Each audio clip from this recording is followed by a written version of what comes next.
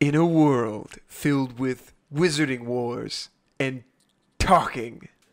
One podcast dares to talk back. Choo choo choo choo choo choo choo. This fall, Wizarding War talks back. Get away from me! No, I'm not gonna. Screw you. This turned into a 90s action thriller. Part 3. Oh, dear God. The return of the return. Bruce Willis is Justin Zagri as himself. I'm Bruce Willis now. Okay. Yippee-ki-yay, motherfucker. Hey, watch yourself. Bruce- for kids Oh, show. right. You're Jason Statham now. Oh, yes. After that potty mouth of yours. Jason Statham. I'll be the Rock. I'll be Super restarting tough, my but heart the entire I time. keep, of I this keep my podcast. language down. Yeah. That's smart. I'm sorry, Grandma. Welcome to Wizarding War Talks Back, Episode 3, where we are talking about Chapter 3, Expectations. Great title, by the way. Yeah, thanks. You seem to be good with titles. Yes, one-word titles only. Yes. How you doing, Garrett? Doing good, Justin. How about yourself? Doing pretty good. I'm excited. How are you, Kevin? Hi, I'm here. Hi. Hi. I'm good. I'm good. I'm happy to be here. Good Good. answer. How are you doing, Kevin? Hi, I'm here. By the I way, occupy this chair. in the middle of the frame, in the middle of the table. It's like it's all about you, which is hard for me to deal with. Yes. But I'm doing well. Yeah.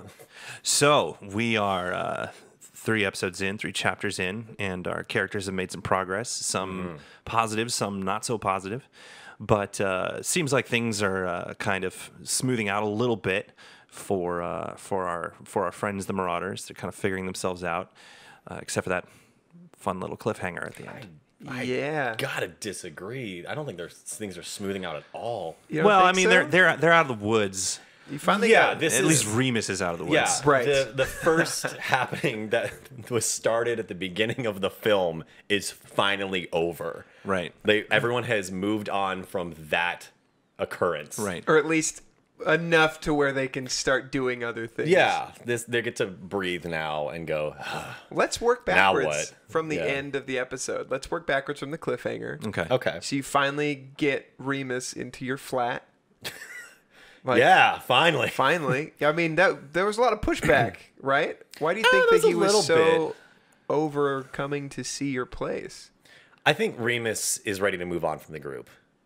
I do. After everything that went down, like they were leaving high school, they were going to move on to their lives. He says it in the film, like, I suppose we're all going to go get jobs. Like, he's following the path that is pretty common, that you're going to graduate from high school and you're going to make something in the world. Yeah. Not to say he's going to abandon his friends, but there is something to move on to. Yeah. And instead, that night, they go back into their old habits. Yeah. And it gets way out of hand. It causes a whole lot of fallout that it was not expecting and disrupts, the everything is going to be fine and we've got everything under control mentality, especially after this cliffhanger. Right.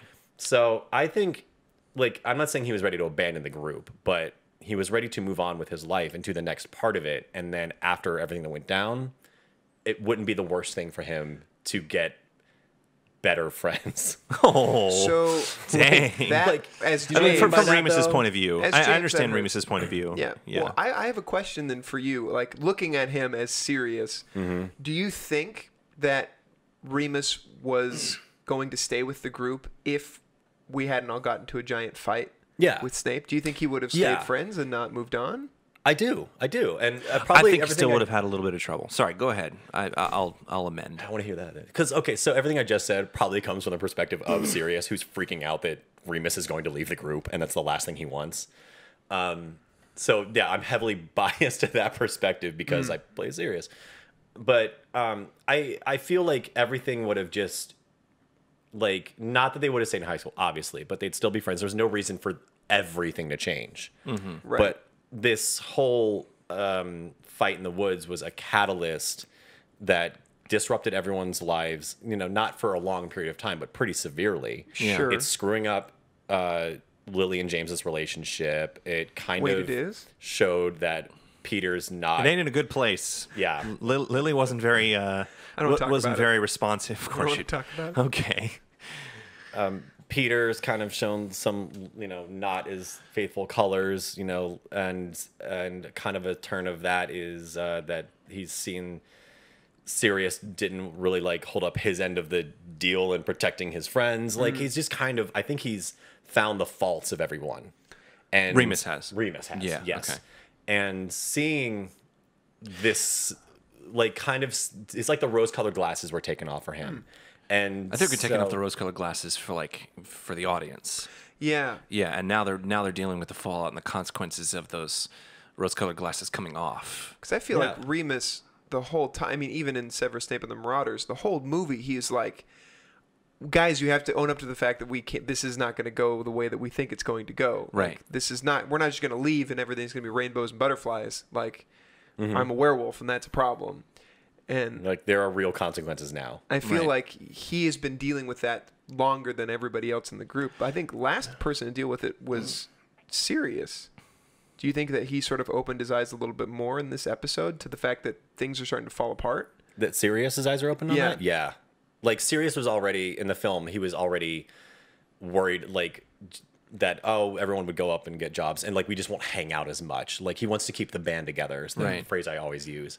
But I feel like now he's really shaken up going, oh, God, it's worse than just, like, we're not going to hang out as much. Like, they're going to leave, like, straight up leave. I will not have a place anymore. And the only people I care about... No one to turn to. Yeah. No family. Like, yeah. He never belonged until he met these guys. Right. And they're the only people he really cares about. Yeah. So true. It's devastating for him. So everything's probably a little amped up from Sirius's perspective. Right. Why do you think it was so important for you to get Remus to see your new flat? Because if I can't get the whole group, if I can't get Ringo and George to hang out, like, I at least want to get John and Paul to stay together, you know? Okay, So, which one's John? Huh? Let's assign let's break Marauders that to down. Beatles. Let's break that down. We haven't done that officially. So I put a little bit of John Lennon into my character.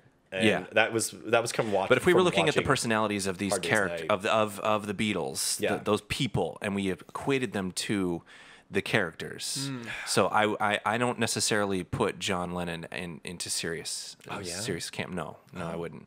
I don't know if I would either. I would put more Remus in John's shoes. Yeah, I would too. He's more of a thinker. I mean, Ringo, I would think, is Peter. So I feel like, and what's funny is that Ringo's going to outlive all of them. He looks younger than his son. Have you seen a picture of them? No, I have not. He shows a picture of him next to his son, who is taller and has like gray hair and is like just looking like he's in his 40s or his 50s, whatever he's in. And Ringo's like in his 80s, I think, and he looks like he's in his 50s. He's in his 50s. Ringo sold his soul. That's how he got into the Beatles as the drummer. And that's why he's still alive. That's why he's still alive. Right. I'm just kidding. Yeah. For that reason alone, I'll say Pettigrew. Yeah. So I'd put Remus as John Lennon, and I put Paul McCartney as James. So that would make you George Harrison. I'm fine with that. Yeah. Do you agree, or do you have some different points of view? Well, from not that I'm a real Beatles-ologist or anything, but because Hard Day's Night's the movie I've seen the most of them, and that's the one I like watched to get influence for the character. Yeah. But even in Help and such, I feel like George is, I don't want to say he's the quiet one, but he's the one who doesn't like volunteer a joke unless he's prompted. Right. He doesn't like try to get the limelight. Yeah. But he's comfortable in it. You can see a lot of personality, how each one of them responded, how their personalities came out when they were in press conferences. Yeah. When they would be asked questions, and some of them would take it seriously, and others would make jokes. And a lot of bands, when they get asked questions, it's very similar questions like, "Are you nervous? How do you feel about being famous?" And they're just like, "These are dumb questions. We care about music," so they always answer in kind of like half-assed, kind of like sarcasm. I always think of the scene in Help where they go to their big flat. Yeah. That's 4 little flats, and it's like the same thing, but all the beds are different, and they all have a color or some, like, I forget, like, so I know that John's his bed is in the ground, and I feel like George had a vending machine next to his bed or something. Like, I had some weird thing that was just for them, but I felt like George's was the most like George himself is just the most grounded one. Sure. So I've always saw him as Remus, and okay. and John being the one who like will throw out jabs and weird comments, and like he'll do silly voices to girls and try to like just being dumb. Yeah. Being a dumb teenager. I was like, oh, that's serious. Was that some of the pieces that, like, what are some of the pieces of Sirius's performance that you took from John Lennon? I'm curious. Stuff like that, like the faces he would make. Like, just he would crack dumb faces when they're all sitting together talking about Paul McCartney's grandfather, who's really clean or something like that. And Yeah. Snorting Coke when someone gave him a Coke bottle. Do you know that bit? No. On the train in Hard Day's Night, they're all handed Coke bottles, and it's super subtle, but John just like pinches one nostril and then puts the Coke up against the other nostril and makes it. And I was like, and it took me twice to see that. I was like, oh God, he's making a Coke. It was silly, joke. man. There is the scene where like they pass by a car with these girls or whatever, and he just bursts in, gets on one knees, and I was like, I don't even know what he says because it's so frantic, but he's basically like just bursts in and like, you know, Connie, take me home, marry me, love you, and they have to like pull him out because he's just being a ham. Right. Wow. So stuff like that. Yeah. Just stupid, quick little jokes he would do for his own amusement. Yeah. Right. All right, so getting back to Wizarding good War. segue. Hey, that was my fault. I brought up Beatles. So I kind of wanted to talk a little bit about James Potter. Uh-oh. So who's our Paul, right? I just want to keep this. Yeah, he's Keep definitely it straight Paul. in your Okay. head. He's Right. definitely Paul Where's my McCartney. So hair? we're going to talk about our James, Garrett, Paul, Here McCartney, we go. Schweighauser, Potter. Paul got the hair for it. Paul McCartney, Paul McPotter. McPottery. Paul McPotter. Yeah. Paul Yeah. McPotter. It Don't- sounds like a disease. Don't force it, guys. Got the Paul McPotter. No. Oh, no. Speaking of diseases, Huh? That Death Eater scene was pretty awesome, wasn't it? It was. no, James got. Well, he hasn't gotten it yet, but the Potter family has bad news, and it sounds like it's a medical thing.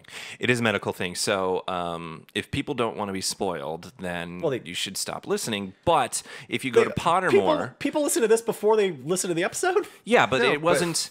No. We don't haven't explained reveal what the problem their is issue is yet. until I'm not until the gonna next episode. say what it is, but Yeah, okay. you can tell from context it's So, something medical. Yeah, I won't mention it, but if you go to Pottermore and look up the history of the Potters, it's mentioned there. So it's not information that we made up.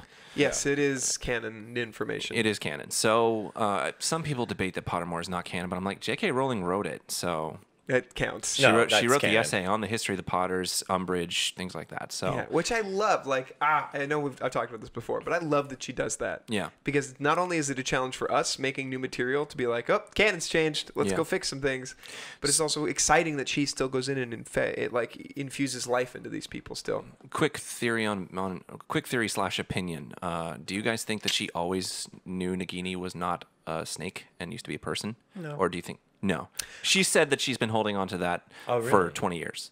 Really? Yeah. I mean, it makes sense because Nagini is Naga is a type of snake person. yeah, well- and not necessarily more intelligent than like the owls and things, but Nagini being a Horcrux, I feel like couldn't just be an animal. Yeah. I've always Okay. got that impression. Like, Nagini throws herself into the fight just as much as Hedwig or Fox did. Sure. So I had no reason to believe that Nagini was any more intelligent than these beloved animals. And, you know, Right. Phoenix is a magical animal, but owl is not.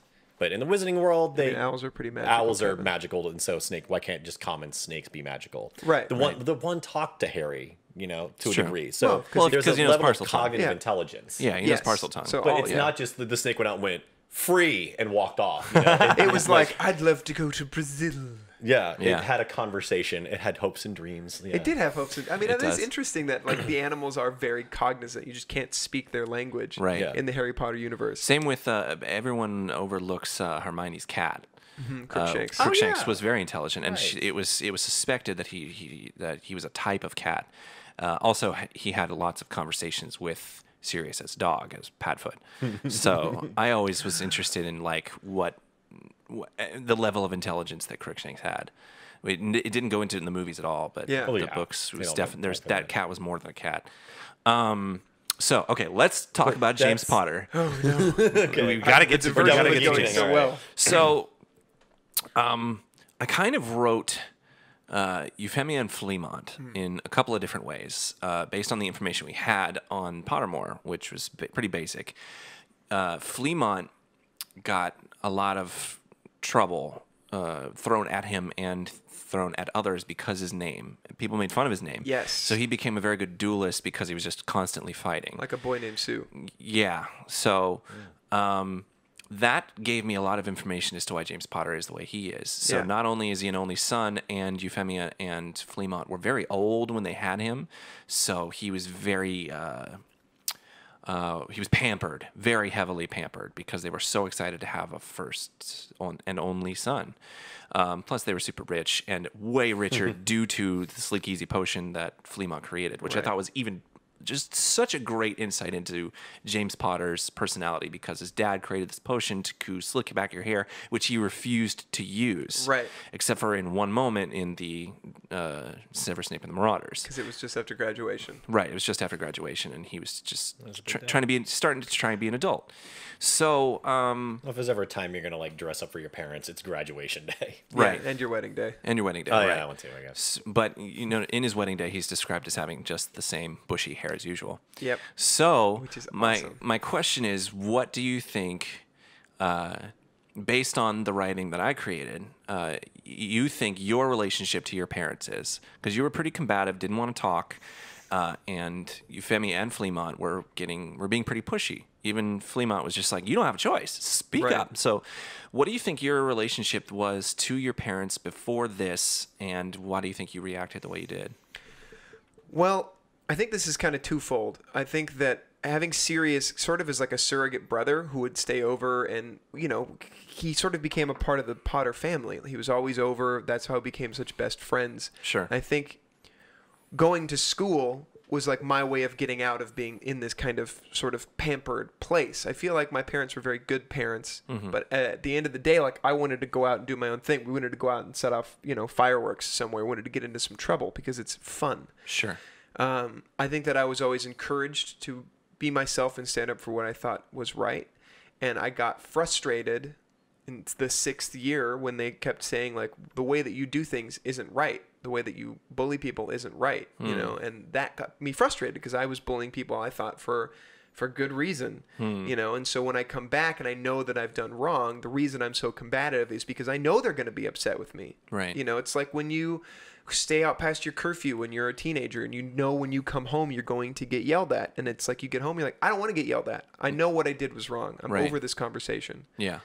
And I think that's where James is coming from. He looks at himself like he is an adult, like he is making adult decisions, and he's been making adult decisions since I think most people at any age think they're making adult decisions, even when they're 5 or 6. Yeah.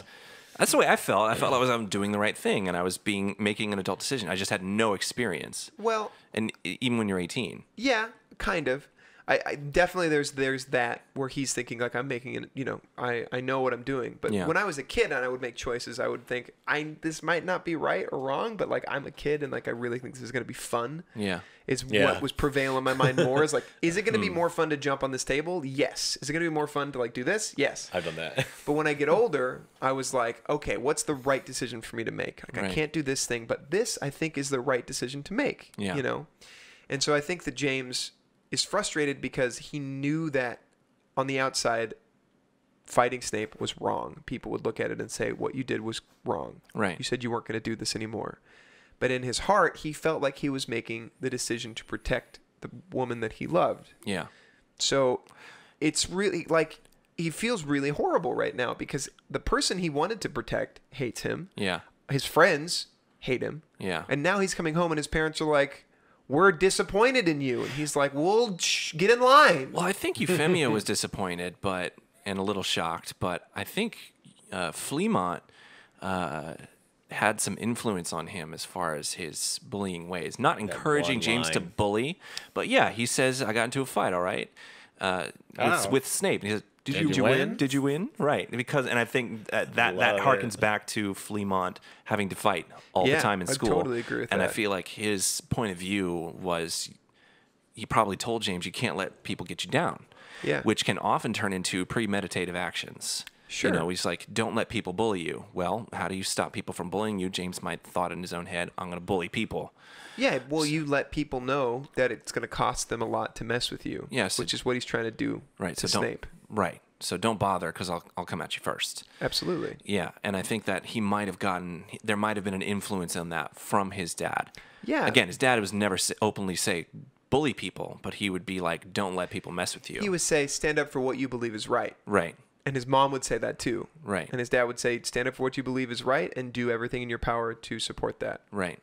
You know, and unfortunately, James took that in the wrong way, where as the Wizarding War was going on in the background while he was going through school, there's a bias against Slytherins, and then he has an immediate bad impression with James the moment he gets on the train for his first year with Snape. So Snape becomes the embodiment of the type of person that he needs to make sure doesn't mess with him. Or mess with the people he cares about. Mess with the people he cares about, and therefore he's like, I'm going to go after this person. So they stay away from me. I mean, James's biggest problem is his arrogance. He believes that the world literally rests on his shoulders. And I think when he gets home with his parents, he feels ashamed for a couple of reasons. One, because he knows that Euphemia is going to be disappointed. And two, because he lost. Right. He lost doing what he thought was the right thing to do. Yeah. That can really put your system of logic and into question. And it's not that he lost not trying hard. Right. He lost trying his hardest. Right. With his team. Right. Like, he can't even put that into words. It's almost the feeling you get. This might be a little weird, but it's the feeling you get when you work really hard to do something you think is right, like, say, back somebody in an election, and you think they're the absolute right person and it's the right thing to do. On some sides, it's like God ordained this person to be president. On other sides, it's like, I've worked so hard for this person to become president, and then they lose. And your sense of self-identity goes into question, because it's like, not only should this person have won, but it was the absolute right thing for them to be the president or the governor or whatever, and they still lost. That's part of it, is that when you invest yourself into a cause, something greater than yourself, it's still, you make it part of who you are. Part of it becomes your identity. Sure. And people do it on very different levels, but someone who's a fanatic or a zealot, or just on any level of like, this cause, this person who I'm backing or whatever, like, I'm part of them and they're part of me in some really weird way. Right. So James, with his marauder friends who are part of his identity, defending what he thinks is the right thing, with his against the guy he believes is everything that is he wrong. believes is the villain, right? Like, he's not entirely wrong either. No, but he's also not entirely right. Right. If it's the gray area. If there was a person from an antagonist perspective who defines James at all in James's mind, it's Snape. So all of those things are part of his identity, and when that failed him, when he has to abandon that, that's devastating. Right. He's a part of who he was certain he was is now it's like disintegrating. It's like, who am I? Right. And that lack of confidence can really mess with a person. Well, and that's why he doesn't want to talk about it. Right. Like, plain and simple. Right. That's it. That's the reason. And I think it's what his parents are going to tell him is going to shake him to the core. Right. And make him reevaluate everything. Yeah, totally. And that's kind of the idea with this whole series. Is James's particular arc is that he is reevaluating himself. Yeah.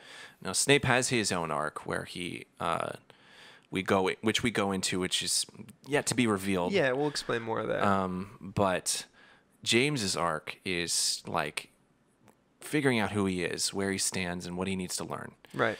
And it's the same way with Sirius and Remus. That their arcs are not as strong as James, but they're all kind of going through this reevaluation of identity, and I feel like Sirius's reevaluation is, who am I without my friends? And it's not like his friends will always be gone. Will always be gone. I mean, at the end of the Wizarding War, we know the tragedy that befalls everybody. But he's basically like, what do I do with myself if my friends can't be around all the time? Which we also go into. I think there's an awesome beauty that Sirius went and bought his own flat. Like, sure. I sometimes overlook this when I listen to the episode, but it's like Sirius has either been in the Blacks family where he was like a paragon or a pariah. This is what I'm looking for.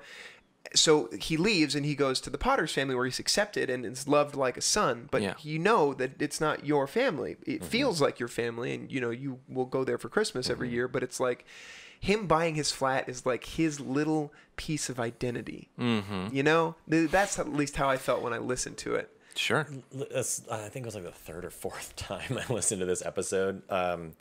I noticed, and I don't know if it's because I didn't have the most cohesive performance or what, but Sirius goes through a lot of different emotions or like kind of just like personality perspectives over these 3 episodes. Sure.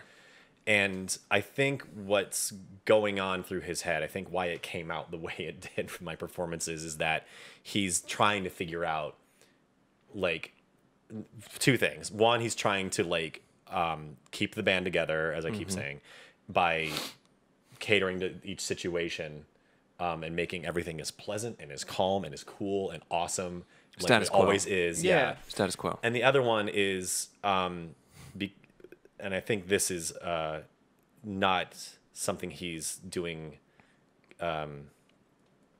actively, it's just happening, is he's reshaping his view on the world and his view on himself.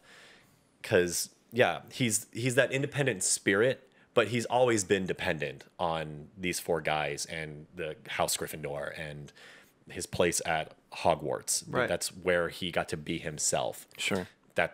So he doesn't have his house Hogwarts anymore, and now his friends are kind of leaving, and so he got a flat, and that's the first step of him becoming himself. But he still doesn't know like what kind of person he wants to be. He doesn't have like a life direction the way that some of these other guys might, and he's kind of just like trying things out. Does that make sense? This loops me into 2 questions I want to ask you. Okay. First of all, I feel like that made no sense. No, I love it. First of all, your performance was wonderful. Oh, thank you. But I want to loop into the question I asked earlier.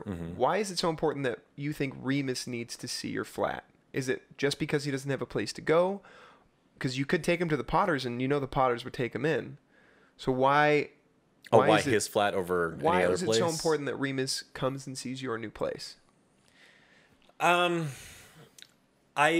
think I originally took it as this like, oh, hey, you can get a glimpse of what I can offer you. Like, we can still be friends. If everything else goes sour, like, my flat is great. You should come over and hang out, and we can still be friends. Like, no problem. I think he might even want to kind of, like, what is the word? It's the kitchen word. Like, he wants to kind of add a little bit of Remus's presence into his flat. He's not ready to go cold turkey and on setting up his adult life. Be totally alone. Yeah. Yeah. So he still wants to kind of like get as much of his buddies there at his flat, just like because like fusing it with their sort of essence. That's the word. I see what you're saying. just like, you know, the first thing, if I got a place all to myself, the very first thing I'd do was like open the doors to my friends and be like, oh my God, check out my thing and be a part of it. Do you think Remus, or do you think Sirius was ready to have a housewarming party before it all went to shit? Yeah. Crap, I can't say that word. It's okay. I mean, why wouldn't he? Why wouldn't he want to throw a party to celebrate? Like, he totally would. I got my own place. Yes. Yeah. I'm gonna pay everything, and here's gonna be totally kick ass. I'm gonna have a Harley in the corner just to look at. Just to look, because you're so God, that's so you. Oh, I love that. Yeah. He would want his friends to be a part of that. He wouldn't want them to be exclusive. Right. Do you think there's also a thing of seeing that Remus is like the ultimate outsider? Like, you felt like an outsider forever, and Remus is like the ultimate for everyone. Like, Right. okay, so Remus is like that one part of like, you shouldn't have instigated. Like, I'm not gonna leave James behind. Like, James and me, it's me and James. That's Right. John and Paul right there. You Right. know? Right. So getting James to come over and check out the flat and to be like, dude, you got to sign the wall or whatever. Sure. That's not gonna be a problem. No one has to talk Peter into doing anything. Like, not He'll be that there. hard. Yeah. He'll be there. Remus is the one who is grounded, who is an independent thinker, who is the only one who'd be like, maybe you shouldn't do your own graffiti in your living room. Like, just like, whatever. Right. Any crazy idea that that Sirius has about like, hey, I got a flat. You don't have a job though. Whatever. Like, well, he had an inheritance from his uncle. That's why. But, so he doesn't really have to work. You know, Remus would be the guy to be like, but you don't. This is all going to. You can't just live on that forever, dude. Right, like, for sure. What? Yeah. No, dude, I'm gonna christen the place with a week-long rager. Right. That's really not a good idea, Sirius. Right. You know. So if he can convince Remus. So he's kind of like almost subconsciously like, this guy kind of balances me. Yeah. Kind of keeps me in check. I don't even think it's that. I don't think he like needs. Do you think you a need guardian or a parent Remus's approval, maybe? But yeah, if you get Remus, not that he needs it, but if you get Remus's approval, you're good. Then like you can't do no wrong, and then everybody's in. Yeah. And it also helps that Remus is kind of the linchpin that's kind of tearing the group apart at the moment. Sort of. I mean, if you watched episode 3, then you know it's coming in episode 4. Right. So it's more of circumstance at this point that's tearing the group apart. Yeah, because from Sirius's perspective, but Remus is still very upset with Janie. He's very upset, but he can have time to mull on it, and the Marauders can have time to work with him and be like, we can do better. Yeah. But then he turns into a werewolf, and that's gonna cement some thought processes on him. What do you think is going through Sirius's head on that last line when he sees the full moon? Like what would be your action plan if you were Sirius Black in that moment? Like, are you going to try to preserve your flat because you know it's about to get wrecked? Like, no. What do you do? Hell no. What do you do? Panic. Like, okay, so it's because what's going through my mind is like, no, I mean, like, I obviously have an answer because I'm writing it, but like, if I were Sirius and we've done this for years, we have a plan. But you've never done it alone. And you never know. But to me, if I were going through this and my friends weren't around, I would be like, I would go into this kind of emergency fight or flight mode, and to me, Sirius is a fight kind of guy. Sure. Yep. So his immediate instinct was get him out of town. Sure. Just get him out of here. So that's what I think his thought process was. Yeah.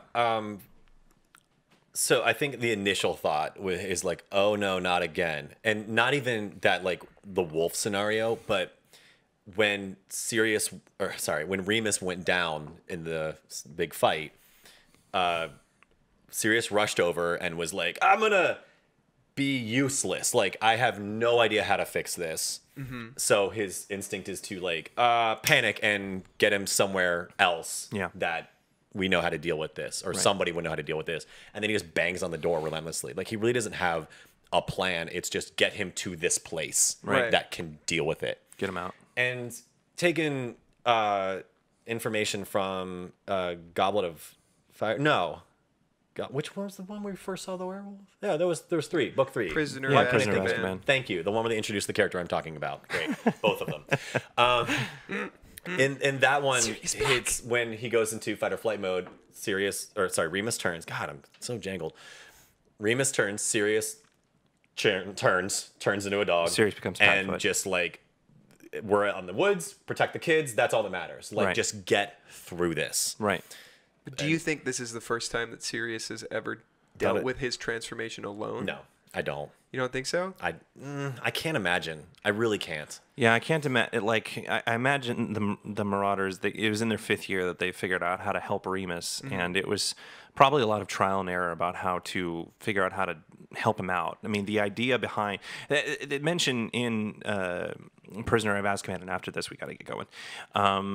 Yeah, after he talks about in Prisoner of Azkaban how some of the best times of their lives were when they were on their own and dealing with Remus changing, and how they had so many times where they nearly got killed, and they love to laugh about it. Right. So I have a feeling that eventually they got their routine down. Oh, right. Like Peter said, but it was a lot of trial and error about how to deal with that. But I feel like, at least in my opinion, I feel like when they were originally corralling Remus at school, it was like a triangle of things. You had a big stag and a big dog that would corral this werewolf and tell it where to go, and then they would, Peter would do the thing through the willow, and then they'd go into the house. Exactly. And like, I feel like that got like oil after a while. No, after a while, sure. But I feel like to do it alone would be suicide, because if the werewolf turned on one of them Yeah. and focused on one of them specifically, it would tear them apart. Right. Yeah. And So- I mean, Sirius he's a great black dog, but I mean, he's not a werewolf. If he's the size of a Great Dane, even. Yeah, Let's he's a pretend he's a huge dog. Like Yeah, huge. people forget. One of the things I didn't care for how even big is he? they said he was the size of a bear. No, really? Yeah, really. Oh, okay. Then that goes like against the everything I was size- gonna say. Now there are different kinds of bears out there. There's black bears, there's grizzlies, Yeah, and grizzlies are like huge. Yeah, but just the dog to werewolf ratio. I always felt that. Well, I feel like I felt that the stag was kind of the enforcer because he's taller well, and has huge, and he has the big. weapons. He Yeah. can keep things Whereas at bay. Right. the dog You would be have more more like the herder. mass. Yeah, you've got more mass to, nipping like- at the heels. Right. And The thing that Yeah, I'm relying on agility. You know? I'll end on this. I am surprised that not one of them ever got bitten, ever. Like you get bitten once, you're a lycanthrope. There's a lot of there's a thing that wizards can do to make sure you don't die, which is why muggles die from werewolf bites and rarely ever become werewolves in the J.K. Rowling explanations. But they never. I was really surprised that Sirius and James and Peter never got bitten. But I think really I always consider thought there. Well, I know we're trying to end on this, and I keep having thoughts. I'd always thought that there was, when you were in animal form, you could not be infected by a werewolf bite. Is what I okay. thought. Because werewolves, when they eat, like let's say, like took a bite out of like a rabbit or something, You'll and have it didn't kill were-rabbits, it, you're yeah. not gonna have a were-rabbit running around, turning into Okay, a yeah, thing. that's fair. That's Right, that's that's how I sound. always justified That's it. sound. Okay, cool. So I know we're trying to end on stuff, but I want to point out something because you keep asking me about why Remus. Yeah. I'd like to point out that can't Peter find anybody abandoned them in the fight, Yeah. and James abandoned him after the fight. Remus is the only one who hasn't left yet. Word.